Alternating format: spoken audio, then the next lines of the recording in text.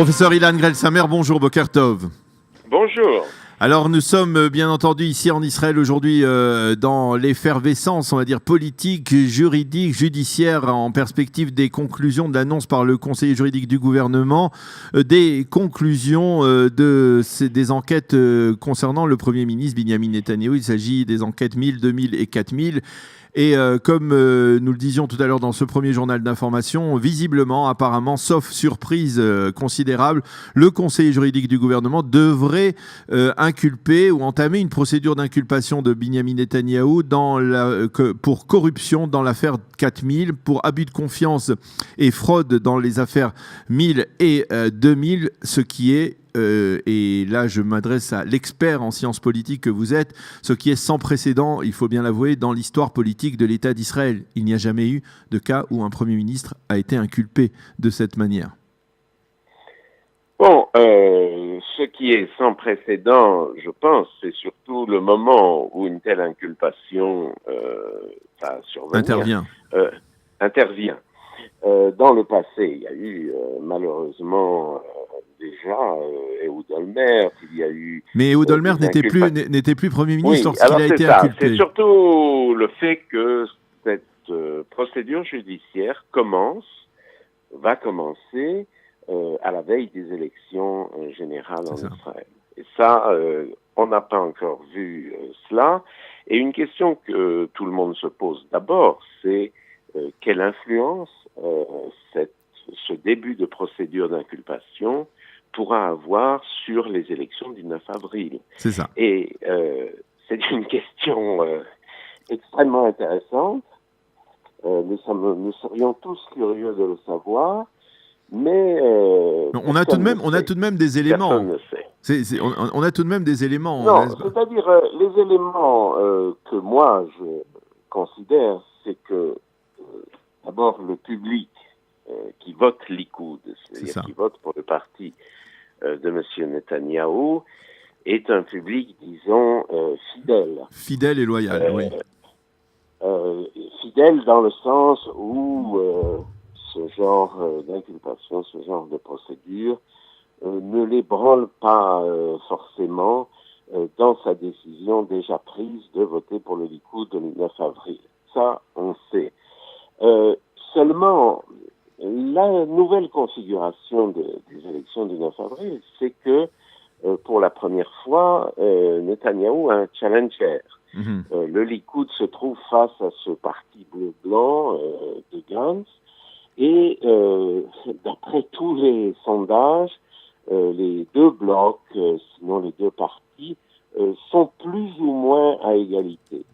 Et dans une situation dans laquelle, je ne sais pas, un bloc représente 60 députés, par exemple, et l'autre représente aussi 60 députés, tout déplacement de voix d'un côté à l'autre peut emporter la prochaine élection. Et donc la question, juste pour terminer sur ce point, c'est d'accord, un public fidèle, mais est-ce que quand même une petite partie des votants pour le Likoud ne vont pas être ébranlés, je dirais entre guillemets, par cette mise en accusation et vouloir passer de l'autre côté. Ça, c'est quelque chose qu'on aimerait savoir, mais qu'on ne sait pas. Alors, on remarque justement aussi dans l'histoire politique de l'État d'Israël que justement l'électorat de la droite en général est beaucoup plus fidèle. Vous le disiez que elle se resserre, dirons-nous. L'électorat du Likoud. Oui. L'électorat du Likoud. L'électorat du Likoud est plus fidèle puisque on le voit, le Likoud n'a eu que 3 ou 4 leaders, on va dire, depuis sa création en septembre 73, alors que du côté de la gauche ou même du centre gauche, c'est plus difficile. Mais en dehors de cela, pour ce qui est de l'histoire politique de l'État d'Israël, le fait qu'il y ait un Premier ministre aujourd'hui, même si la loi, il faut le rappeler aujourd'hui encore, la présomption d'innocence demeure et la loi ne stipule pas une démission d'un Premier ministre qui est mis en examen. Comment est-ce que vous pensez que voilà, c'est-à-dire au niveau éthique, au niveau moral, au-delà de ce qui est la loi. C'est ça.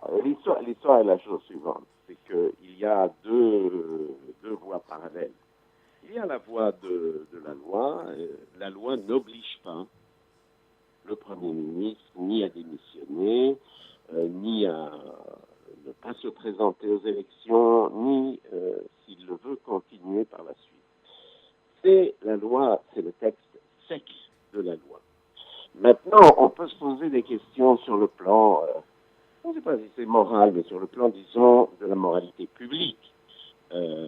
On va donc avoir, si M. Netanyahou est réélu et continue à être chef du gouvernement, on aura un chef de gouvernement de l'État d'Israël qui va devoir siéger, peut-être, par la suite, sur le banc des accusés, en même temps qu'il dirige l'État.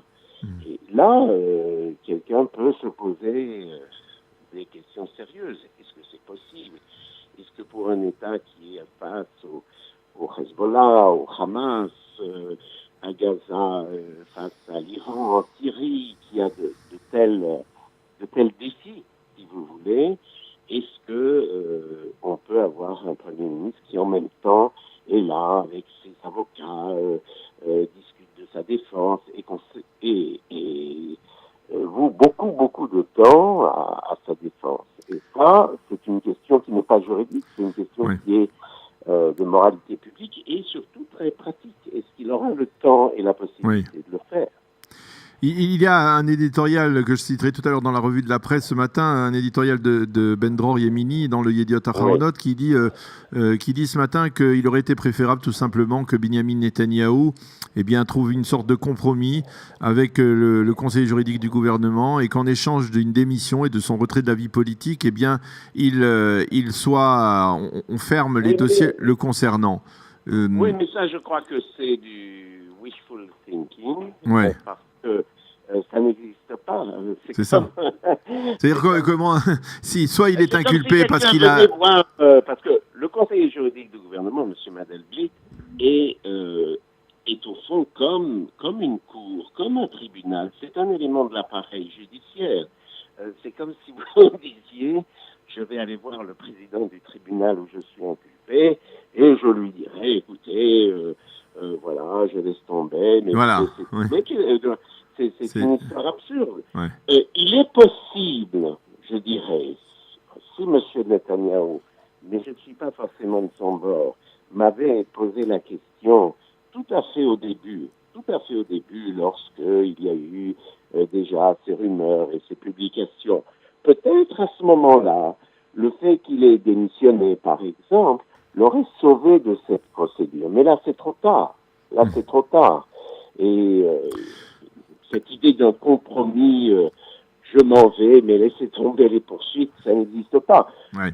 Il est possible que M. Netanyahou, il faut lui souhaiter, en définitive, soit reconnu innocent. Mais actuellement, s'il est mis en accusation aujourd'hui par le conseil juridique du gouvernement, c'est trop tard pour faire un deal et pour s'en sortir.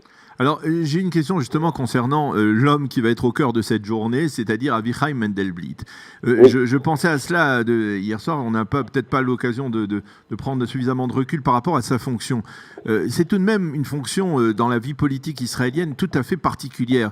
C'est un homme qui, dans l'ordinaire, siège à côté, dans le Conseil des ministres, à côté de Binyamin Netanyahou, qui lui murmure à l'oreille, qui lui donne des conseils. Absolument. Et d'un autre côté, nommé par lui. Voilà, qui a été nommé par lui, et c'est l'homme qui est en train par ailleurs, dans une sorte de dédoublement de personnalité, est en train de le précipiter sur le banc des accusés. Comment on peut expliquer cette apparente contradiction?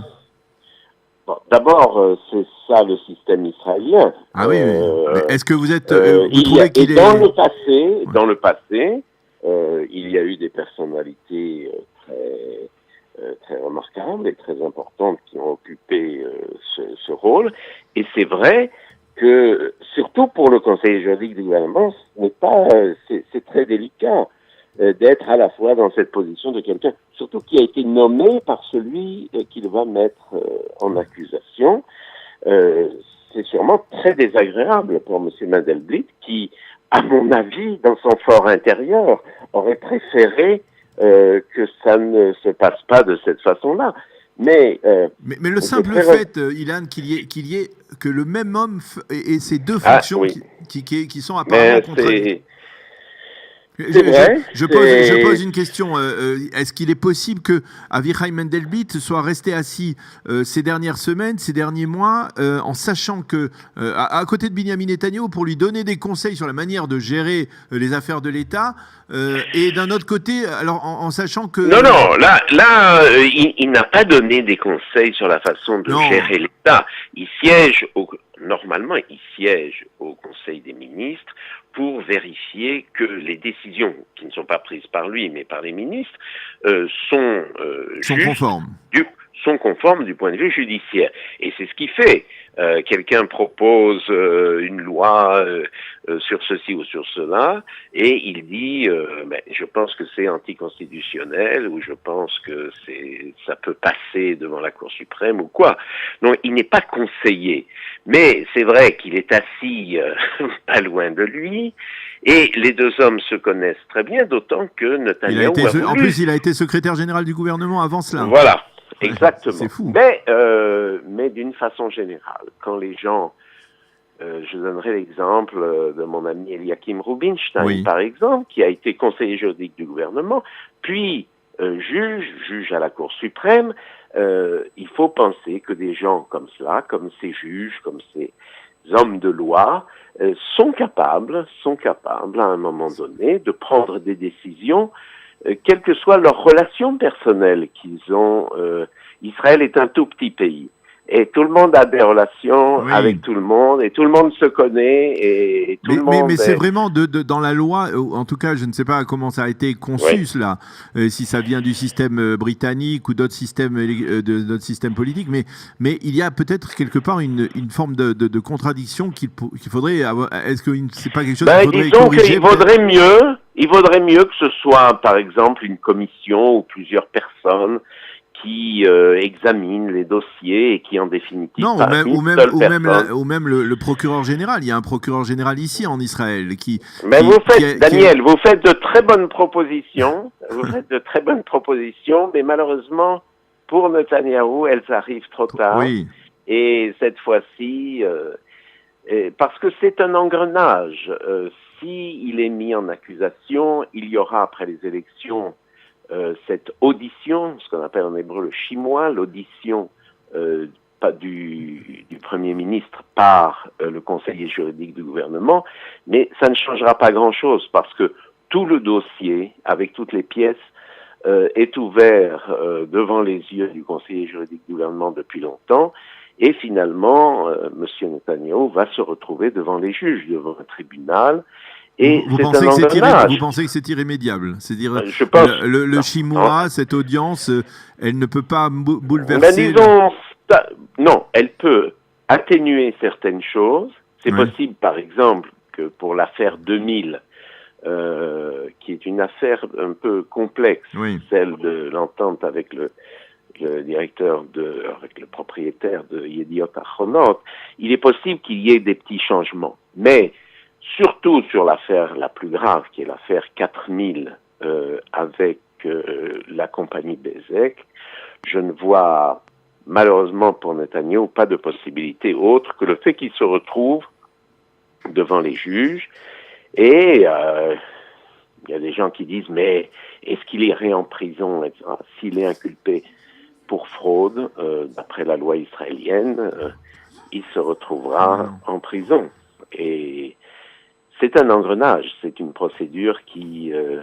on ne peut pas, même pour quelqu'un qui a servi le pays pendant des années, dire, bon allez, on va faire un petit arrangement et on va le sortir de là. C'est un engrenage judiciaire qui à la fin aboutira à son terme. Merci beaucoup, professeur Ilan Grel-Samer, de nous avoir éclairé. Peut-être que nous aurons l'occasion de nous parler aussi d'ici les élections du 9 avril, parce que effectivement, ça risque d'avoir l'activité politique, judiciaire et juridique en Israël risque d'être extrêmement bouleversée ces prochaines semaines. Merci d'avoir été avec nous ce matin, de nous avoir aidé à mieux comprendre cette situation, et à bientôt. Shalom. À bientôt.